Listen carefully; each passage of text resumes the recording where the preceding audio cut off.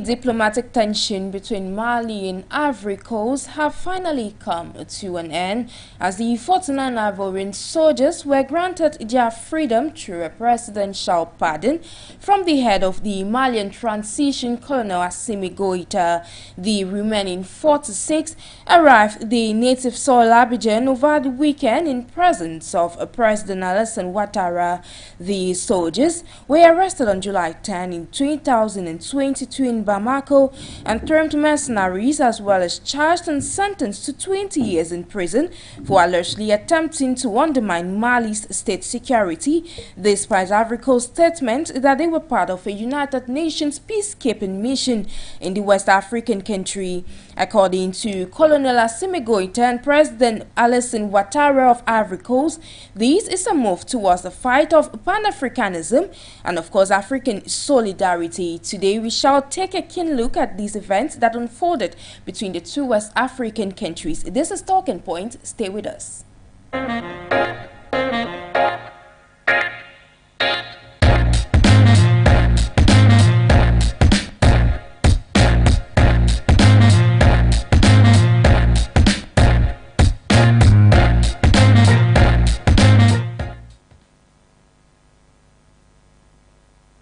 Gentlemen, thank you immensely for joining us over this another edition of Talking Point.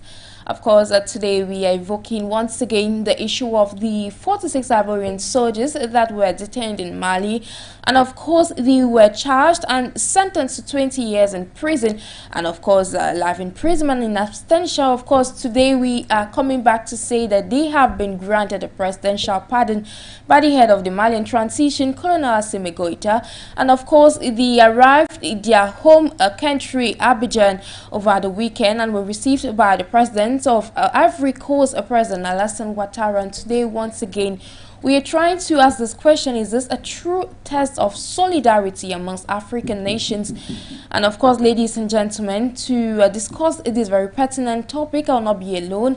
I have Dr. Michael Asonkuma, who is joining us all the way from Rwanda. He is a member of the Rwandan Bar Association, as well as a member of the East African Law Society. Thank you immensely for joining us, sir.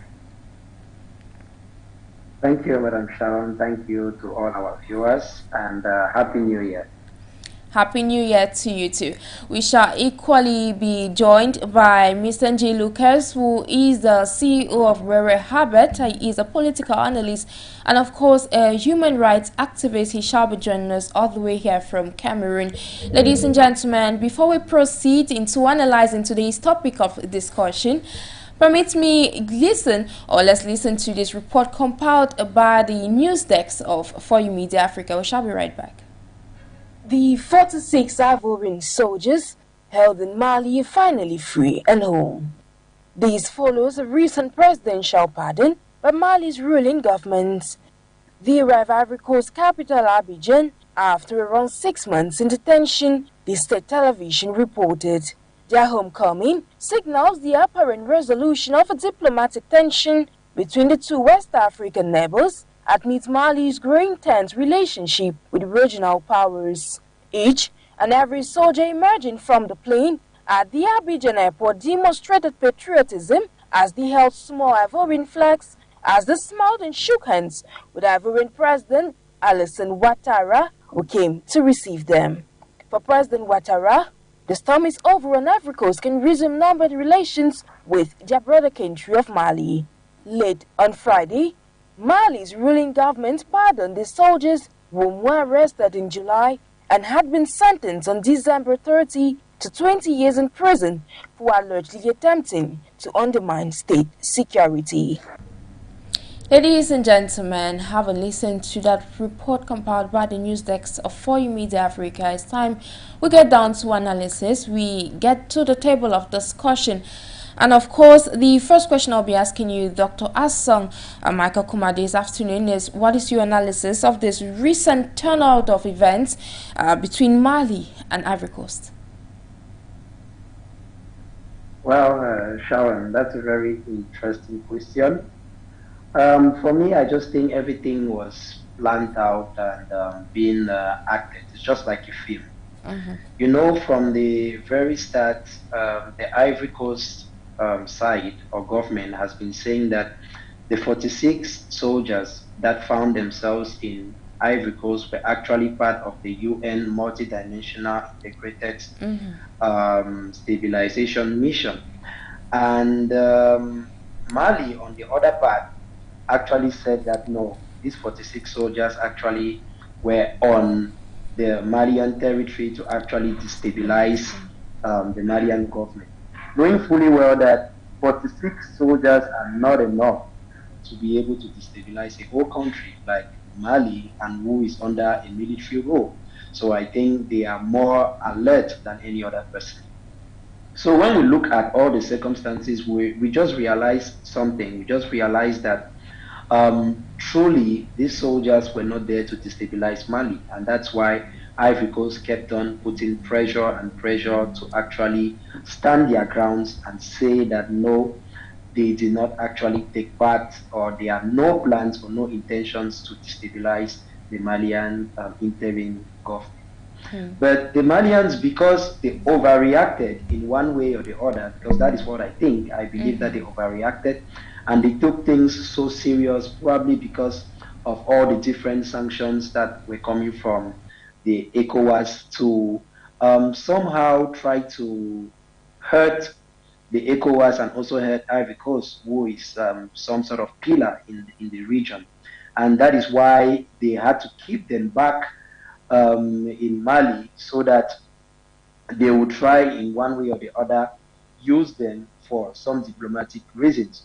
Or might be they probably thought that might be they were really there for that. But later on, when they discovered that it wasn't the case, they could not just also liberate them in that manner, because they had already in one way or the other sensitized or informed the population that these Ivorian soldiers were actually there to destabilize the country. And they made all types of links with France and other foreign countries. So automatically, even probably when they realized that they were not there for that intention to actually destabilize the Mali's security, national security, automatically they just had to use the means of justice to one way or the other show that justice is not only done, but it must be seen to be done.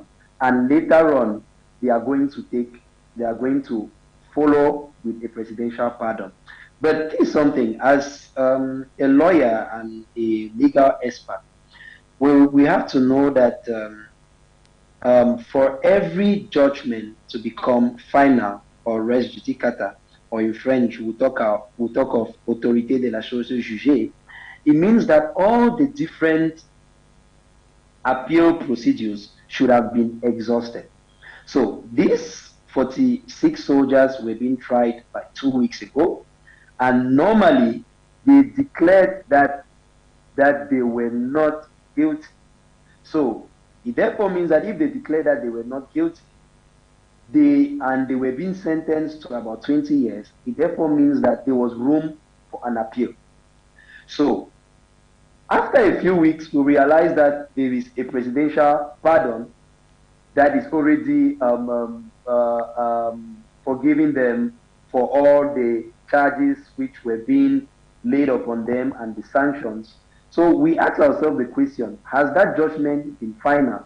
Because had it been they accepted before the court that they actually committed the act, then automatically the decision that was being taken would have been considered in one way to be final, even though appeals could still be made. But in this case, they did not accept that they were guilty, but a few weeks after a presidential pardon comes up. So normally they were supposed to wait for the normal 30 days appeal period to be exhausted for the decision to become final. Then they should even be taken to prison. Then after that, the presidential pardon can then be decreed so that they should be released. But when you look at the framework, you just realize that everything was being planned and orchestrated. And certainly, at one point, they said, if we don't take these people to court, then it will look strange. So let's take them to court. But immediately after the judgment, we are going to set them free. So for me, I feel bad about it because it looks like everything is being orchestrated by the different parties, maybe by Mali I think more by Mali. So if Mali at one point had realized that the 46 Ivorian soldiers that were on his territory did not commit any act, but they would have boldly come up and said that no, these people, these soldiers actually did nothing wrong, and they set them free. But not to make it look like because you want to please the population, you want to give the population the impression that they really did something. Then in a few weeks you come up with a presidential pardon, which makes no sense because the decision was not final and did not follow appeal procedures, and you want us to believe that there's some sort of diplomacy, there's some sort of understanding and friendship between you people.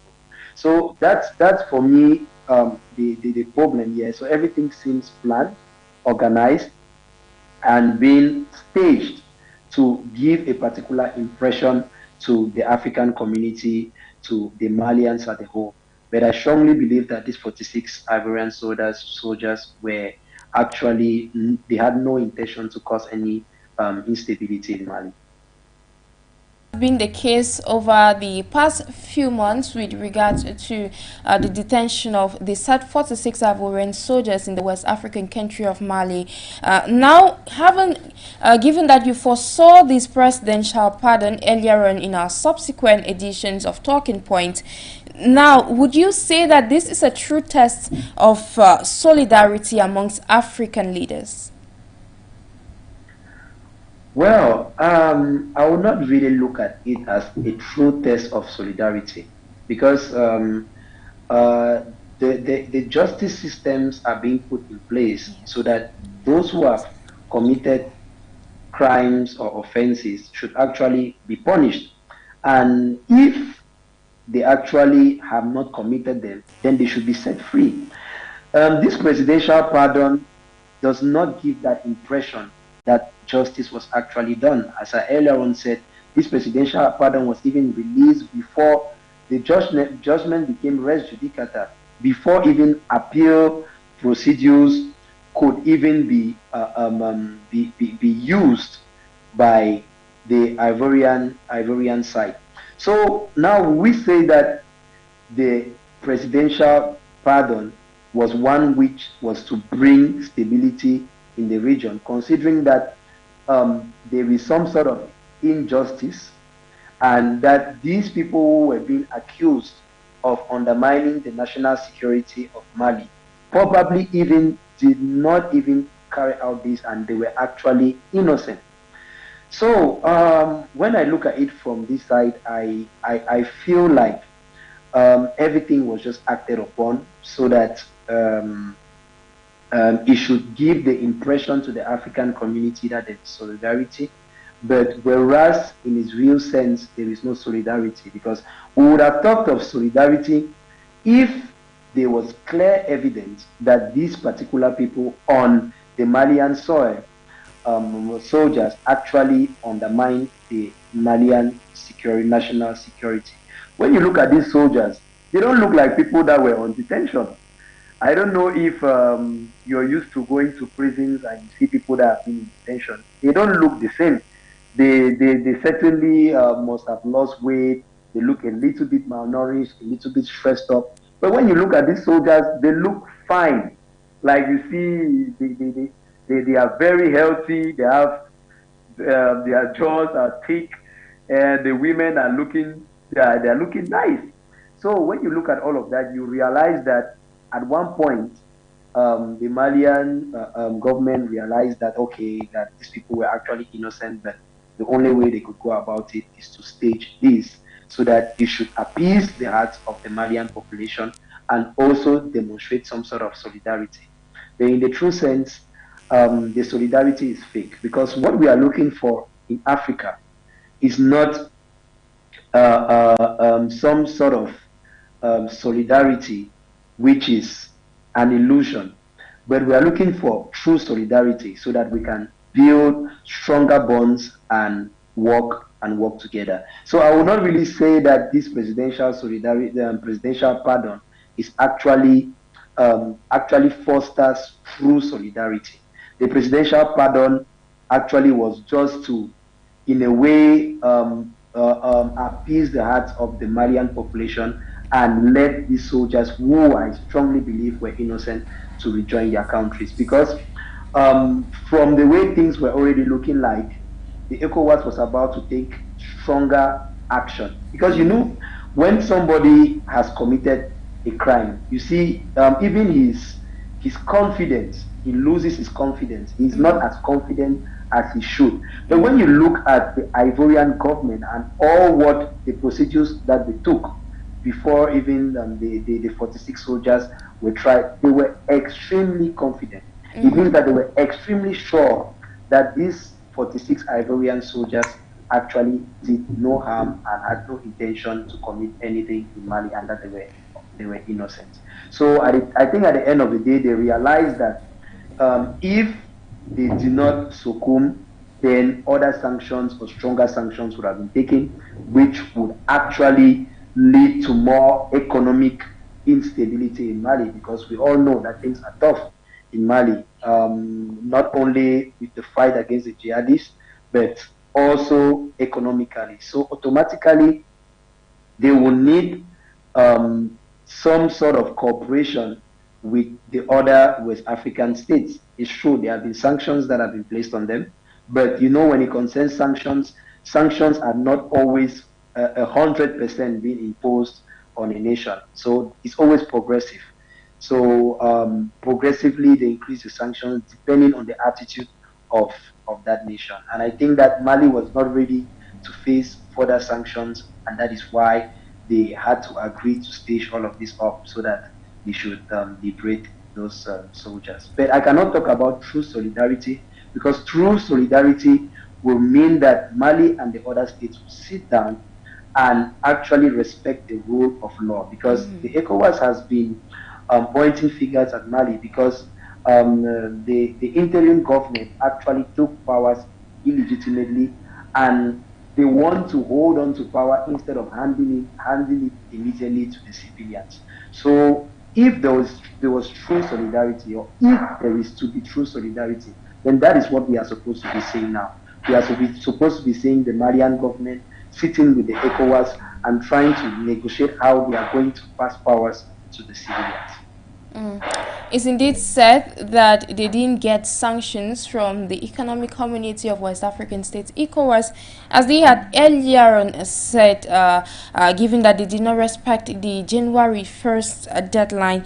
Now, given the crisis that is ongoing on the African continent, like is the case between the Democratic Republic of Congo and Rwanda with regards to the M23 rebels, now to deviate this topic, in the spirit of Pan-Africanism, what would be your view when it comes to this aspect of a true test of solidarity? Well, the true test of solidarity in its fundamental meaning will actually require that Africans or African countries should be able to have this cooperation, foreign relationships, which are actually based on the principles of fostering peace, stability, economic growth for all Africans. But when you look at it critically, we'll realize that when it concerns solidarity in Africa, it's always a matter of one party actually putting pressure on the other.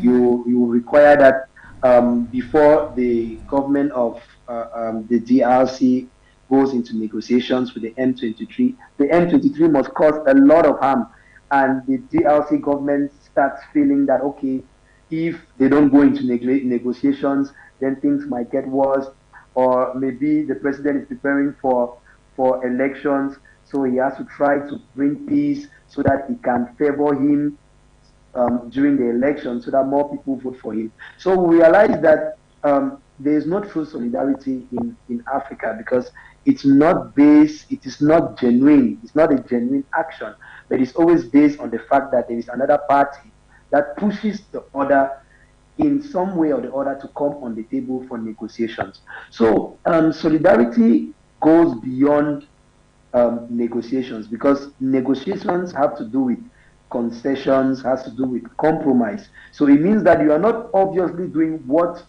you want to do.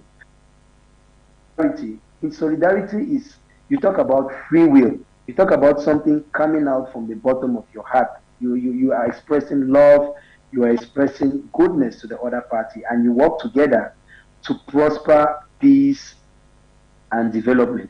But when you look at most of the time, when our African states come together, it is always because there is a problem.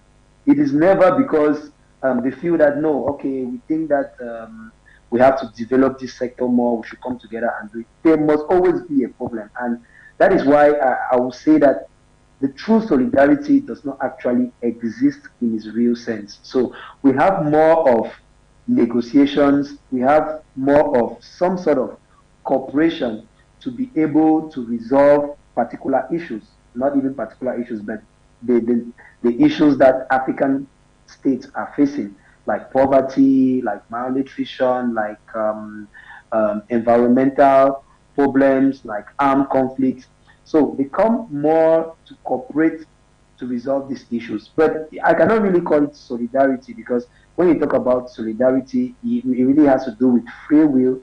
It really has to do with the mindset of both parties coming together to resolve the different problems that African nations are facing. So on a general note, I would just say that true African solidarity does not exist, because we only come together when there is a problem. We only come together because we find ourselves in a situation where we are forced to accept certain things. If not, things will get bad for us.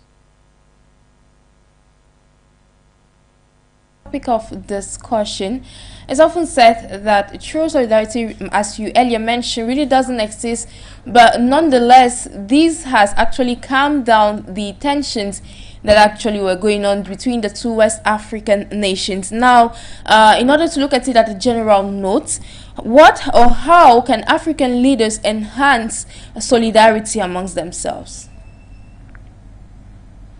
Oh, the first thing to the first means to enhance solidarity is, first of all, to foster cooperation.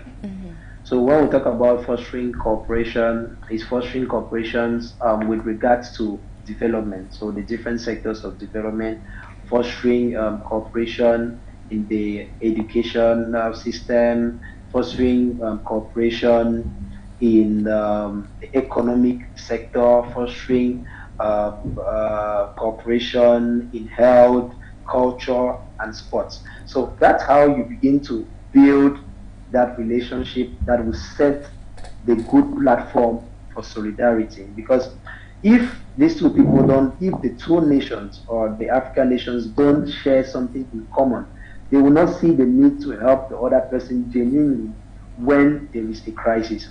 But if they are able to cooperate in these various manners, like coming together, maybe to resolve health issues, to talk about the health issues in Africa, to do research, to improve on medication, to improve on health services. You see, Africans will begin to come together, they will begin to know themselves, and one day, if they happen to hear that something is happening in another country, they will all feel concerned, because that rapport has already been built from the very start through cooperation in those different sectors. So I think this is the main way that African leaders have to build solidarity among African states. Secondly, we have so many things in common, from the colonial period even right up to today. The fact that we share boundaries together, the fact that we share maybe lakes or certain natural or geographical features with other African states. So it's important for African leaders to be able to make the rule of law to be priority in everything that they do. Respect international conventions, respect regional conventions, and also to respect domestic laws. And by doing so, it will create some sort of credibility towards not only the population, but towards the other African states. So you take, for example, if an African state will have to go into negotiation with another African state, and that African state has a dictator who is leading, who is embezzling money, who is actually leading authoritatively, detaining people unjustly, and there is injustice, automatically it will be difficult for an African state who is respecting the rule of law to be able to relate with that other African state. And that is why there are certain basic um, characters that every nation is supposed to have, so that it will build some sort of confidence between that nation and the other nations. Because, for example, if I'm a president today, I would not love to work with another African president who is actually causing harm and injustice to his or her population, due to the fact that I have my own values, which actually encourage the rule of law and encourage justice. I would not like to work with another African president who is actually encouraging injustice. So the African leaders and the African Union will have to play this role to make sure that all African leaders should be able to respect the rule of law, to be able to meet up with the basic requirements of the UN Declaration of Human Rights and other administrative principles, so that it will help build that trust, and all African leaders will be able to come and sit down with one mindset and with one heart, and it will be easier for them to cooperate among themselves, because they have the same way of doing things, and they will all be able to have that credibility towards one another. So I think these are the two main ways. And lastly, also to educate their populations, to know that we have to bridge the barrier of differences, cultural differences, ethnic differences, and look at ourselves as one people, one Africa, one people with a common history, with a common background, so that in that mindset we will not discriminate towards our fellow African brothers and sisters. Because sometimes we realize that cooperation is being hindered between African states, because when you see a foreign, an African, let's say a foreign African going to another country in Africa, you realize that when he gets there, there are certain advantages that are not granted to him, because he's considered as a foreigner, business-wise, and commercial transactions. There are so many things that are not granted to him. So life is not as easy as the citizen of that African state. So automatically, it actually brings some sort of discrimination. And when there is discrimination, when this particular African goes back to his own country, he'll be like, no, I went to that African country and I was treated poorly. So that is the message he brings back home. And when he brings back that message home, everybody says, no, that African country is a good country. So when a foreigner, when that citizen or member of that African state comes to that state now, he will not obviously be treated well.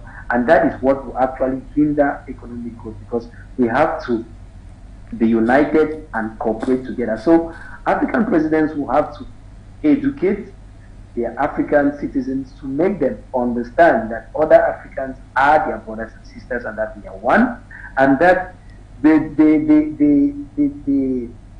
the rights of the citizen of a particular African state and another citizen from another African state should almost be equal. So there should be very, very slight differences. And if we are able to do that, everybody will be comfortable. I will take, for example, I'm here in Rwanda. Rwanda has given me the opportunity to become a lawyer, something that in Cameroon, it wouldn't have been possible, because the last time they organized a bar exam is in 2014. And today, we are almost 8-9 years.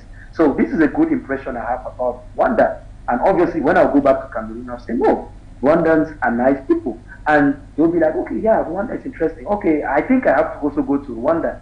You see, so that is the way the government of Rwanda is building the rapport. And that's why you see so many Africans are coming here, so many conferences are being organized here, because they have created that atmosphere to make every foreigner have almost as equal rights as every Rwandan citizen. So this is something that our African leaders will have to take serious, and they will have to actually incorporate it in different legislations so that it should be effective. If it is effective, then automatically it will be easier for us to build that solidarity which we require for Africa's development.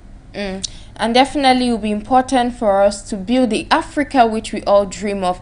And all these points you have brought forth actually puts to question this aspect of unity amongst African leaders, the question of solidarity which we are discussing today.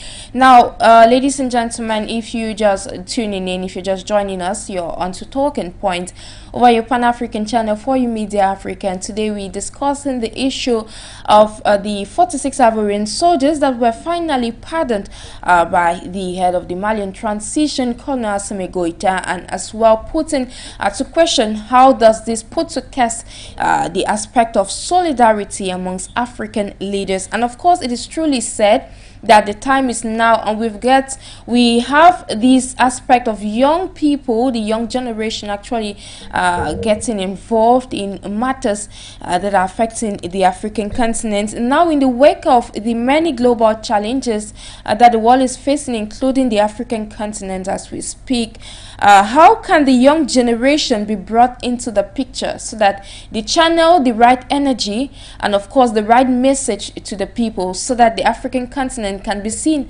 of course, as the continent that we all dream for?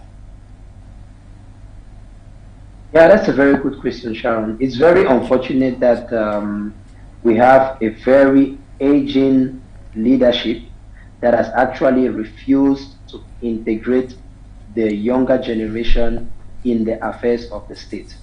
And they are failing to understand that the continuity of every state is actually in the hands of the younger generation. But I think, and I have the impression that they feel that they are going to live forever.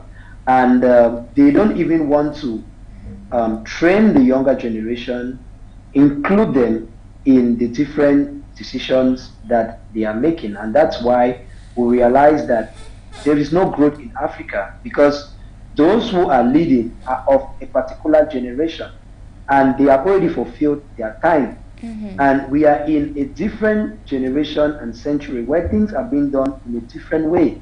Things cannot be done the way they were being done 50 years or 70 years ago. Things have to be done in a different way because automatically times have changed, and there are so many factors that come into play in resolving problems, the problems that we have, and actually fostering economic development. So it's first of all very important for the young African generation to actually be conscious of the responsibilities that they have towards their nation, be conscious of the obligations that they have towards their nations. And I think that you don't need an old age person or a leader to tell you that as an African, as a young African, you know that you represent the future of Africa. And it is not because they are older people in power that you will not take your responsibility at hand and do what is necessary. So it first starts with the young believing in themselves and knowing that they have a role to play and that the continuity of the state actually lies in their hands. So when they become conscious of that, automatically they get involved in the social activities, political activities, and economic activities of that state.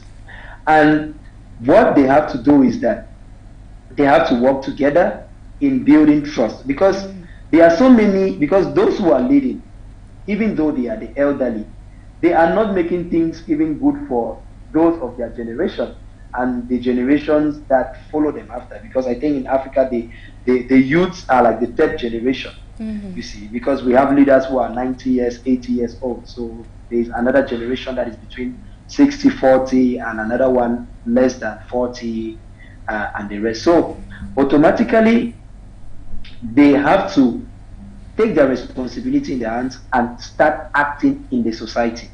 If they do that, they will be able to gain the trust of those who are elderly and who are not in position of authority. They will be able to get they'll be able to get the trust of those of the second generation. And now, having the trust of these two previous generations, they will be able to get into the political scene. And these two parties will be able to support them in having power. And from there, they can be able to take the governance and administration of that particular country into their hands and assure sustainable development for future generations to come. And this will involve doing what? It's not complicated. Everybody can do just a little bit. Youth must know how to serve their nation. They must put community service first. They must have a sense of community service. There is no developed nation today that does not have that sense. All nations that are developed today have youths or have their leaders always involving themselves in community activities. And that is where the inspiration comes from.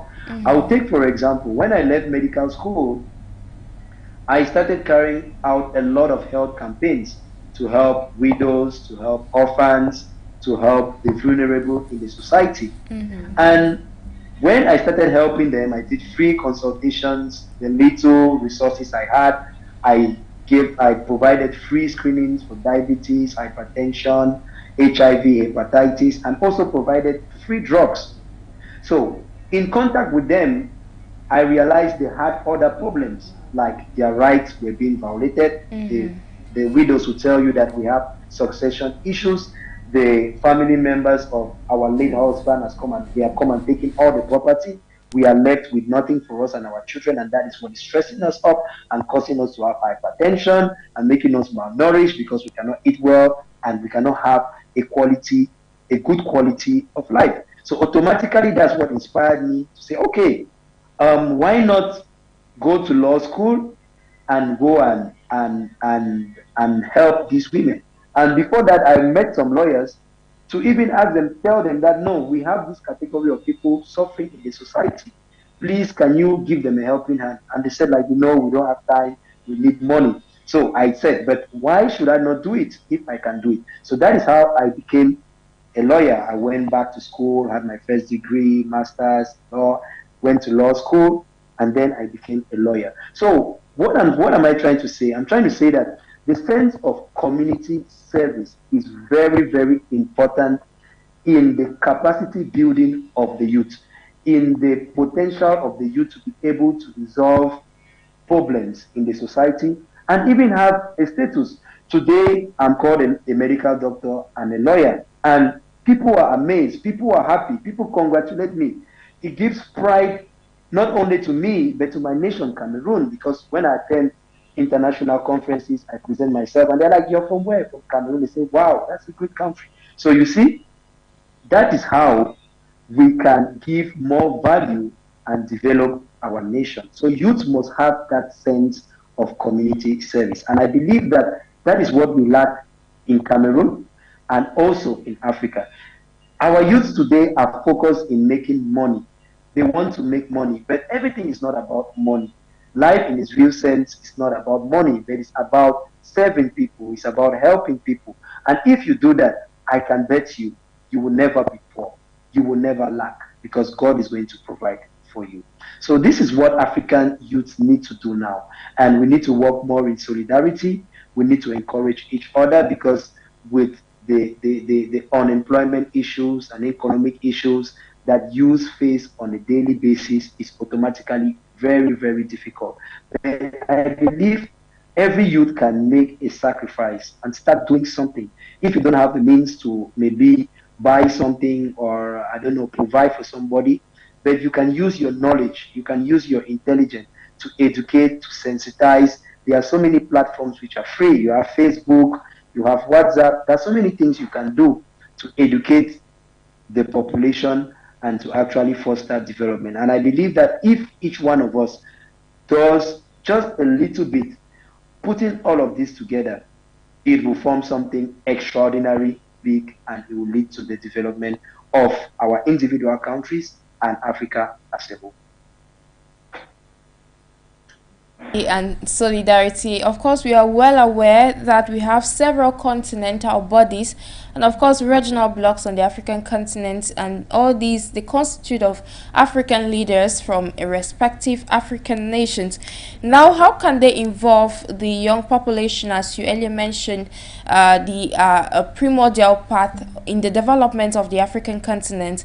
Now, how do these bodies bring in the young population, the young generation, in the light? Because it's often said that they have to start right from the education systems to ensure that when they're growing up, they actually know what is right for the continent, not just for them, not just for their respective countries, but for the continent as a whole. So how do these continental bodies bring in this young generation?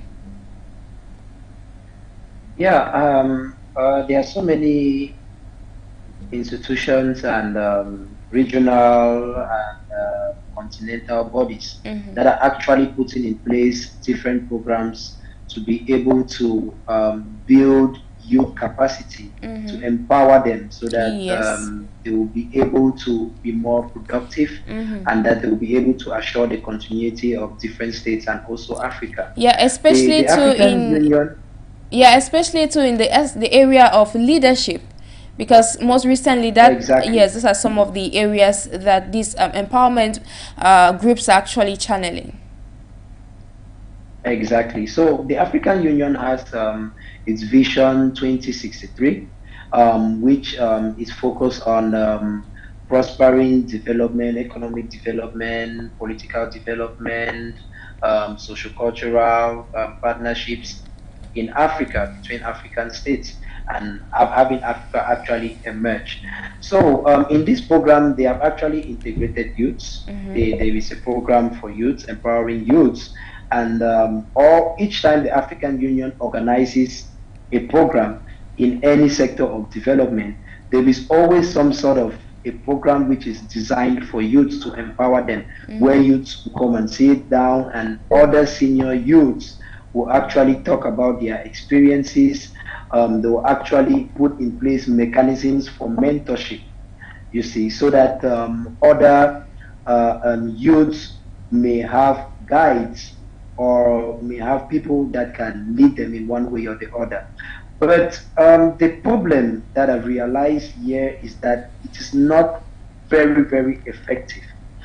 Sometimes when you even attend some of these youth conferences, you even realize that the youths who are there to play the role of empowering the others are not even themselves any longer youths, because you define youths as all those who are below the age of 35. But you realize that most of those who are encouraging the youth are participating in these conferences are actually older people. It's true, we have to learn much from older people, and they are the ones to encourage us. But when you talk about the young generation, we need people from that generation that will be able to show those of that generation that it is possible, because they need examples. If the examples are those who are out of that group, then it feels like there is nothing possible to do at that particular age group. It's only when you cross 35 and you find yourself with the elderly that you'll be able to achieve certain things, which is actually wrong. And because so many youths today, I've seen so many youths around the world, especially in Africa, finishing school at 19, university at 19, 21, being lawyers at 19, 20. And these are the category of youth that are supposed to be brought into this program. So I think that, sorry, I think that the African Union is not effective enough in actually localizing those youths that have impacted or that have done extraordinary things, that can come to those different conferences to be able to encourage those of their age and to tell them that it is possible. Moreover, we'll realize also that in Africa, in our different African states, there are so many youths who achieve certain things by means which are not really, how can I put it? They're not really formal. They're somehow informal. So people getting into schools because their parents are this and that, you see. And at the end of the day, it becomes difficult for those particular youths to even be an example because they know that where they got to, they did not really merit it, you see, in one way or the other. So I think that the platforms are being put in place. But the problem is the quality of those who are there to encourage the youth, those of their own generation. And more to that, even those who have been able, those youths who have been able to do extraordinary things, they don't actually see themselves as examples to the others. So they succeed, they just go their own way, they sit quiet. Whereas they have to encourage other youths to be able to do more and to believe in themselves and to know that they can even do better than what they have done. And there are several platforms which we can use today, which are even free. Facebook, Instagram, WhatsApp, those platforms can be used to encourage other youths. Even media can be used to encourage other youths to know that there is nothing impossible. So if I'm a medical doctor and a lawyer today, it is possible. There are so many Cameroonians out there who are far and 1,000,000 times smarter than I am, and that who can even finish this even at the age of 30 or even 29, 28.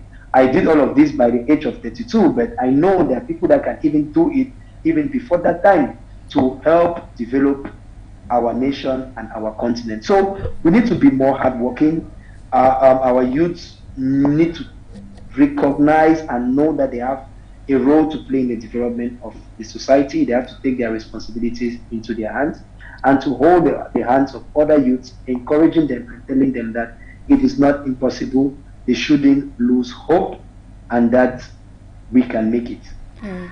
We can make it indeed. Indeed, you bear with me that there were some powerful African leaders once upon a time that emerged on the African continent, but of course were cut short during their mission for the African continent at some point. Now, we have had a wind of change across this continent. And now for the young leaders that are emerging to power now as we speak, what message can you give them before we wrap up today's edition of Talking Points?